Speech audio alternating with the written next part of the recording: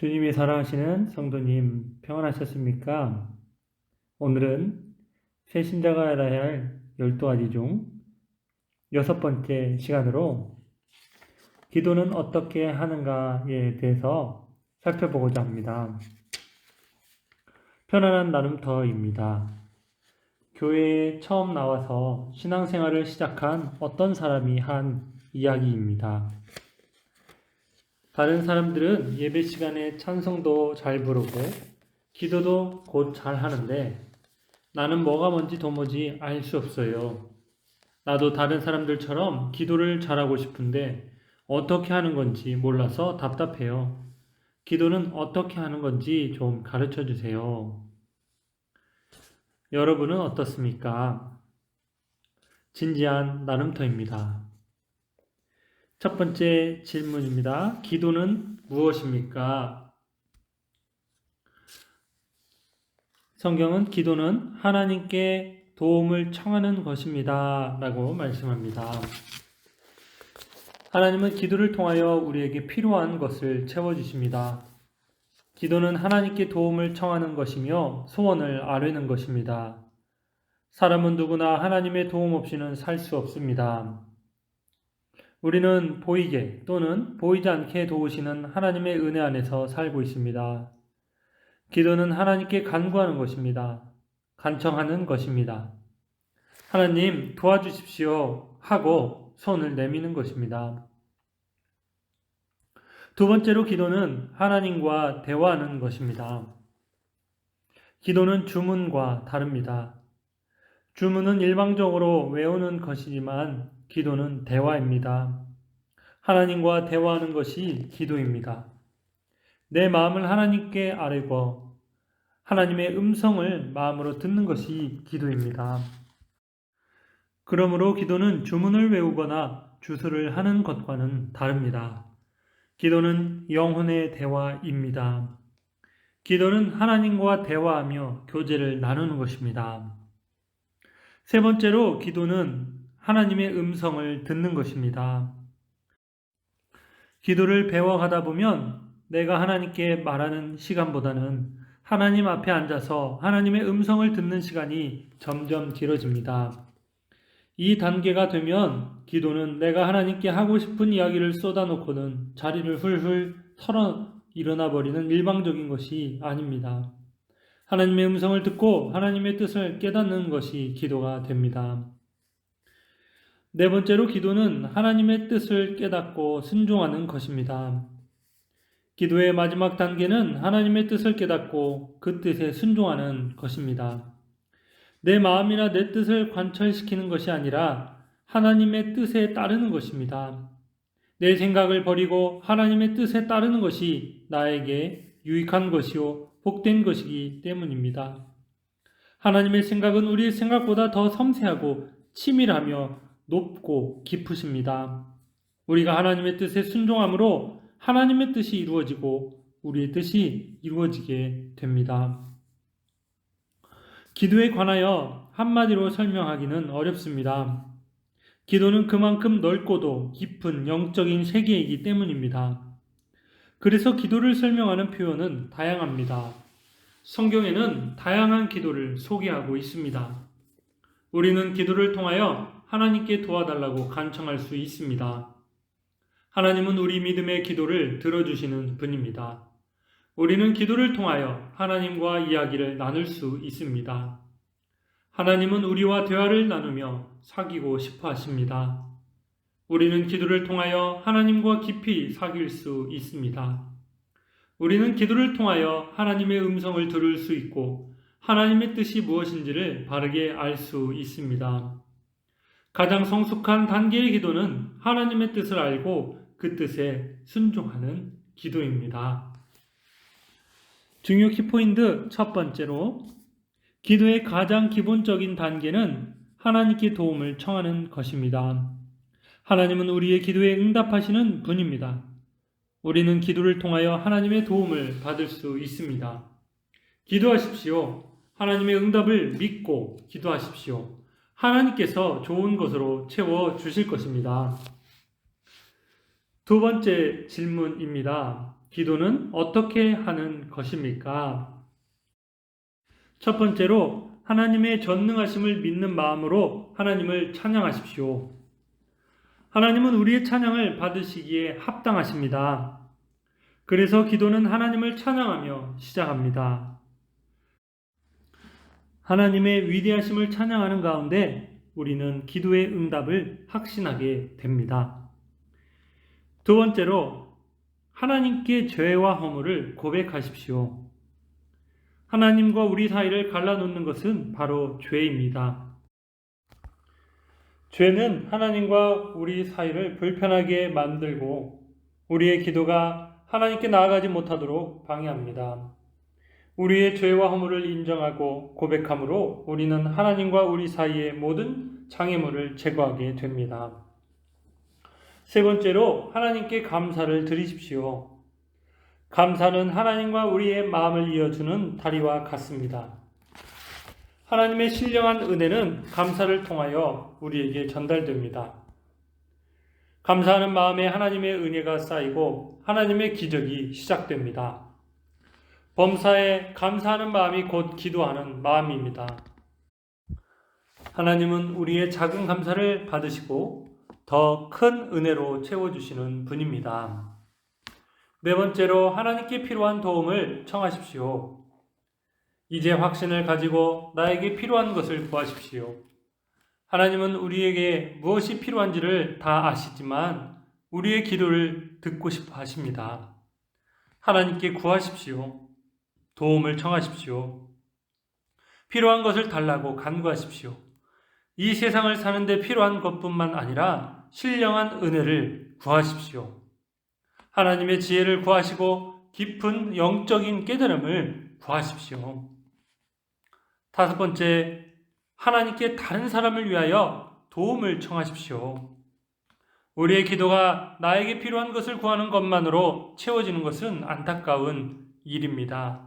우리 주위에는 내가 기도로 도와줘야 할 사람이 많이 있습니다. 다른 사람을 위하여 드리는 기도는 참으로 아름답습니다. 이런 기도를 우리는 흔히 중보기도라고 합니다. 하나님은 지금도 중보기도자를 찾고 계십니다. 가족을 위하여, 이웃 친지를 위하여, 더 나아가 민족을 위하여 기도할 수 있습니다. 정치, 경제, 사회, 교육, 문화를 위해서도 기도할 수 있습니다. 중보기도는 하나님이 우리에게 주신 의무요 특권입니다. 여섯 번째로 예수 그리스도의 이름으로 기도를 마치십시오. 기도를 마칠 때는 예수 그리스도의 이름으로 기도드립니다 라고 마칩니다. 예수님은 하나님과 우리 사이를 이어주는 중보자이십니다. 하나님은 우리가 예수 그리스도의 이름으로 구할 때 응답해 주신다고 약속하셨습니다. 처음 기도를 배우는 사람들은 기도를 하려고 해도 무슨 말을 어떻게 해야 할지를 모르겠다고 합니다. 그래서 기도를 어떻게 시작해서 무슨 기도를 하고 어떻게 끝을 맺어야 하는지 궁금해합니다.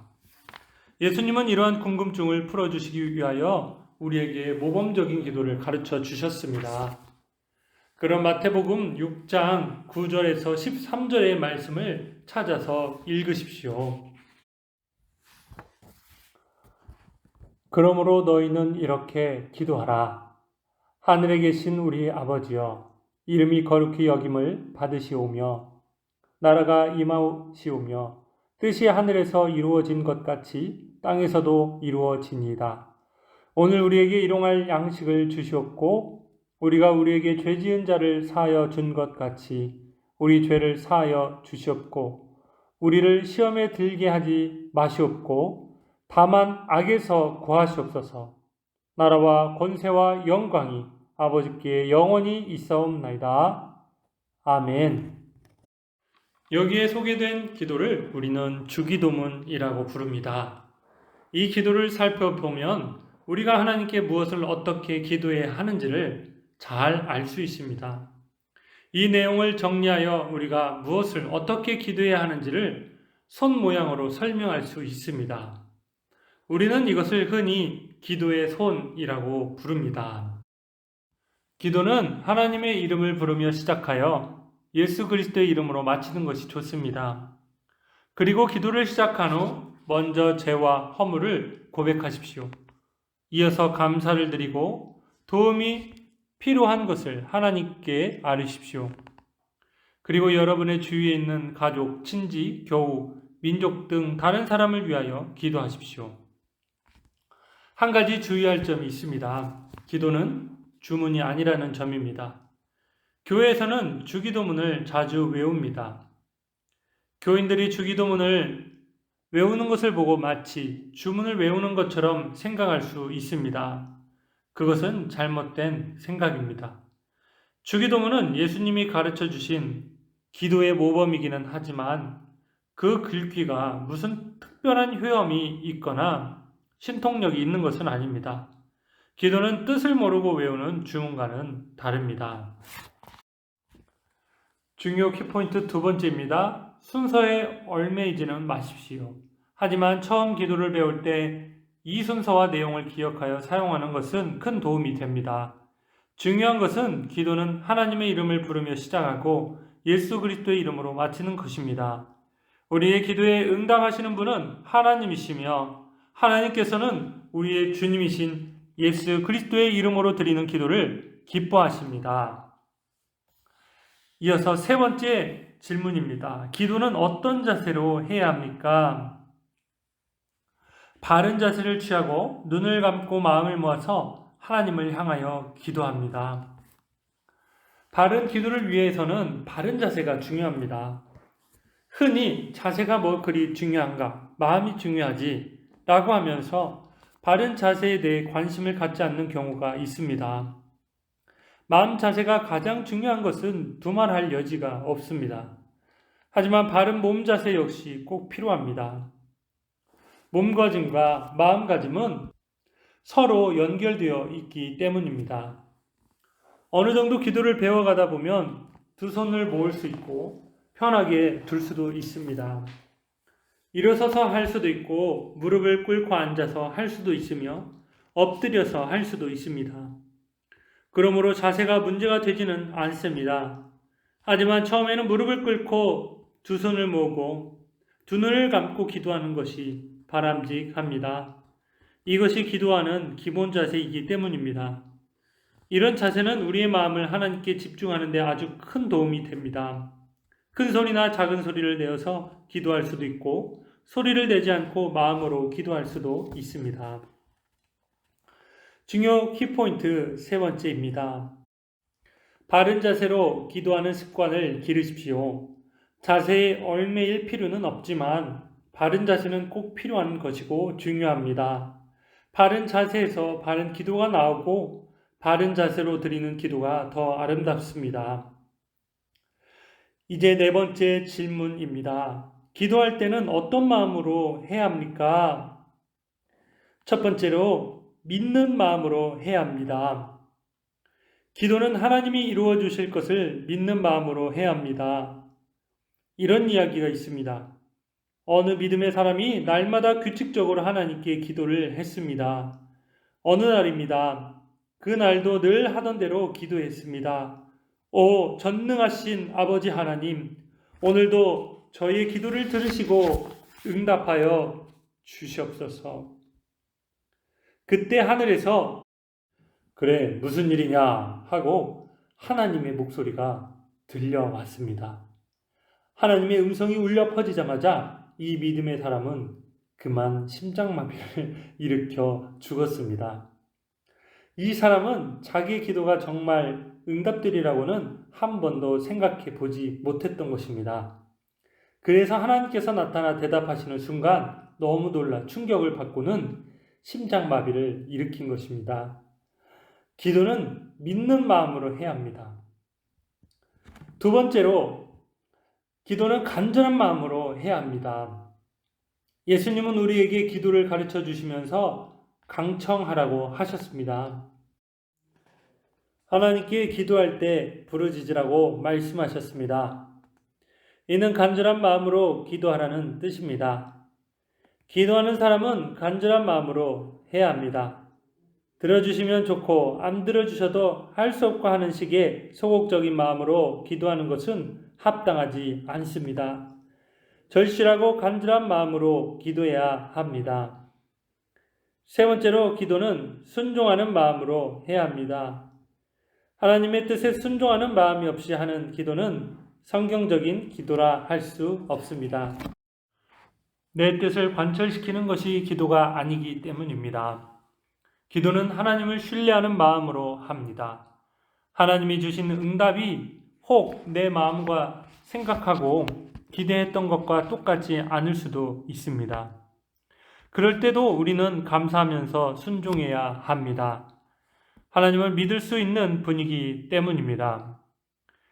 하나님은 우리에게 좋은 것을 주시는 분입니다. 우리는 이것을 믿습니다.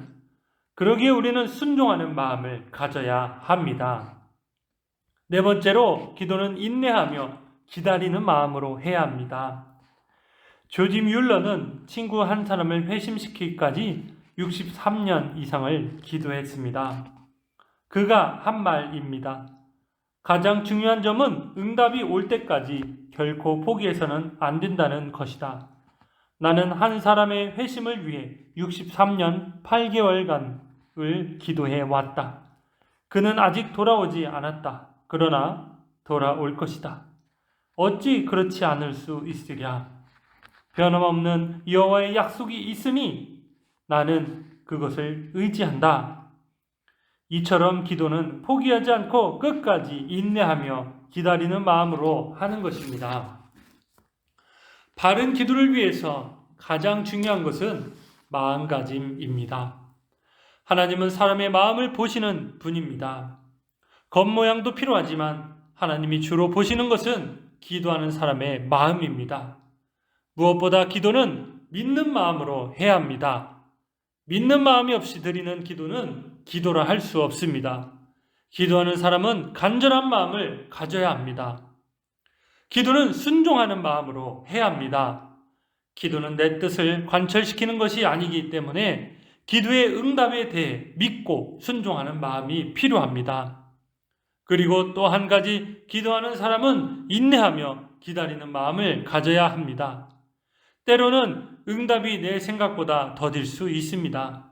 하지만 내 시계보다 더 중요한 것은 하나님의 시계입니다. 그러므로 하나님의 때가 될 때까지 기다릴 줄 알아야 합니다. 중요 키포인트 네 번째입니다. 하나님은 우리의 마음을 보십니다. 우리의 기도를 들으실 때도 기도의 형식이나 방법이나 사용하는 용어를 보시지 않습니다. 아무리 유창한 말로 기도해도 마음이 올바르지 않는 기도는 거절하십니다. 하나님은 비록 서툴어도 바른 마음으로 드리는 기도에 응답하십니다. 마무리 나눔터입니다. 어떤 나무꾼이 있었습니다. 날이 무더워진 도끼로 나무를 하면서 불평을 하고 있었습니다. 에이, 도끼가 너무 무디어서 도저히 나무를 벨 수가 없단 말이야. 힘만 들고 정말 못해 먹겠어. 이때 지나가던 사람이 그 나무꾼을 보고 말했습니다. 아니 여보시오, 나무꾼 양반, 그렇게 불평만 하고 있을 게 아니라 도끼가 잘 들도록 갈아서 나무를 하면 될 거 아니오. 이 말을 들은 나무꾼은 지나가던 사람을 보고 소리쳤습니다. 누가 그걸 모르는 줄 아시오? 나도 그러고 싶지만 너무 바빠서 도끼를 갈 시간이 없단 말이오. 기도는 삶의 도끼 나를 가는 시간입니다. 낭비라고 생각하는 사람은 실패합니다. 바쁘기 때문에 더욱더 하던 일을 잠깐 멈추고 기도해야 합니다. 미국에서 가장 존경을 받는 링컨 대통령은 기도의 사람이었습니다. 그는 남북전쟁의 와중에도 매일 이른 아침에 하나님께 기도하기를 쉬지 않았습니다. 바쁘면 바쁠수록 더욱 열심히 기도했습니다. 그는 바쁘기 때문에 기도를 쉬거나 뒤로 미루는 것이 아니라 오히려 바쁘기 때문에 더욱 열심히 기도했던 사람입니다. 기도는 하나님과 대화입니다.